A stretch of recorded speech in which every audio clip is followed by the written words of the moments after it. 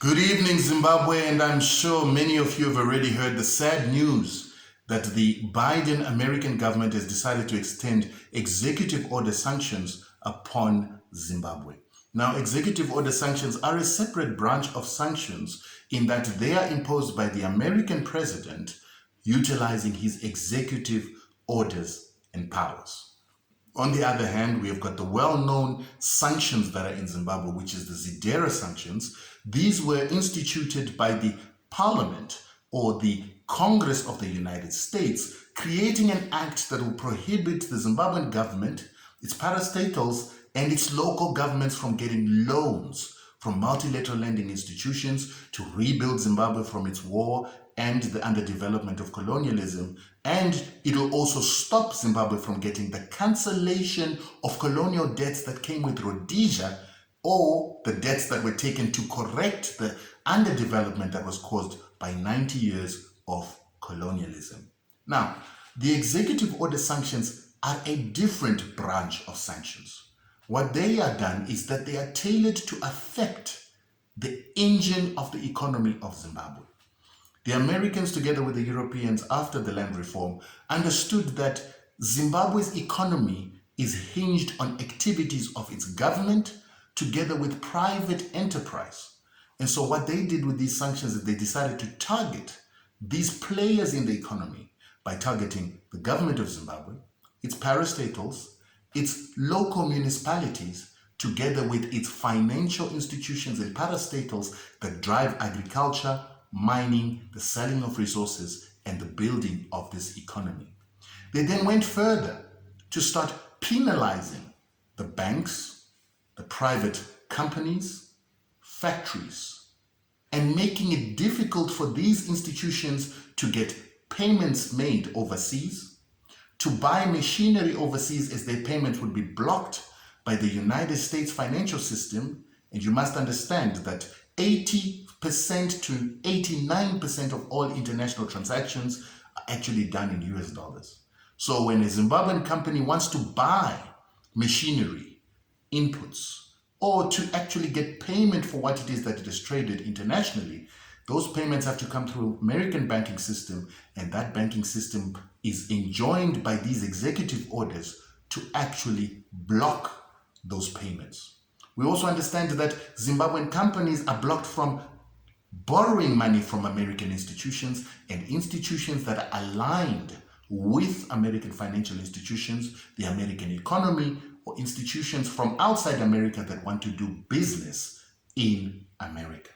So what this means is that even if Zimbabwe wants to transact with a Chinese bank or wants to buy machinery from a Chinese company, it becomes difficult for that Chinese company to ignore US sanctions and give Zimbabwe what it needs, because that Chinese company faces a threat of being penalized by the American government when it wants to do business in America, having its assets confiscated or its directors arrested if it did not get a license to trade with Zimbabwe from the Americans first.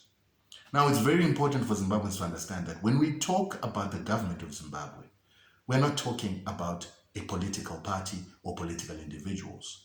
We're talking about the ministries of the government of Zimbabwe. Ministries of education, health, social security.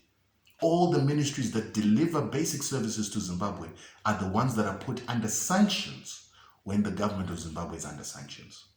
Now, for those of you who are going to read the sanctions list, it does not explicitly say that the Zimbabwean government is under sanctions, but it says that the Zimbabwean government is a threat to US security, economic, and foreign policy interests. It then goes to say that the sanctions are on politicians, but if you read carefully, it says that it is on the government of Zimbabwe and any companies owned by the government of Zimbabwe. But to go further, it then says that anyone who assists the government of Zimbabwe with payments, technology, goods, services, logistics, and assistance as an NGO without a license from the United States government will be penalized. They will face secondary sanctions. And so this is the crux of the sanctions themselves. They are on the government of Zimbabwe. It's local municipalities that are not run by the same political party that runs the national government, and also parastatals and companies owned by that particular government. But anyone else who does business with this government and the 144 special designated nationals is also under sanctions. That means the whole of Zimbabwe. You as a taxpayer, you are assisting the government of Zimbabwe. You people that offer services to the government of Zimbabwe, those of you who are going to harvest your grain and sell it to the government of Zimbabwe, you have already broken the license laws of the United States in these executive orders, meaning you're under sanctions. These are the things that the Americans will not spell out, but what we are trying to spell out here. So the sanctions are on all Zimbabweans.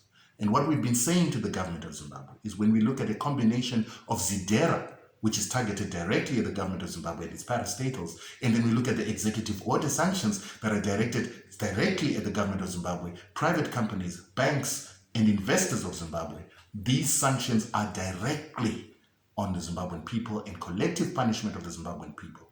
So Zimbabwe and its government must stop looking at sanctions as a political problem, but to look at it as a legal problem and a human rights violation issue, the breaking of international law, so that we can begin to take this to international courts like what Venezuela, Iran have done. And I will have to tell you that even though Iran is under UN sanctions, they've been successful at suing the United States government and winning a suit in the International Court of Justice. Let's create awareness about these sanctions and let's grow Zimbabwe. Are you happy with that? Yeah.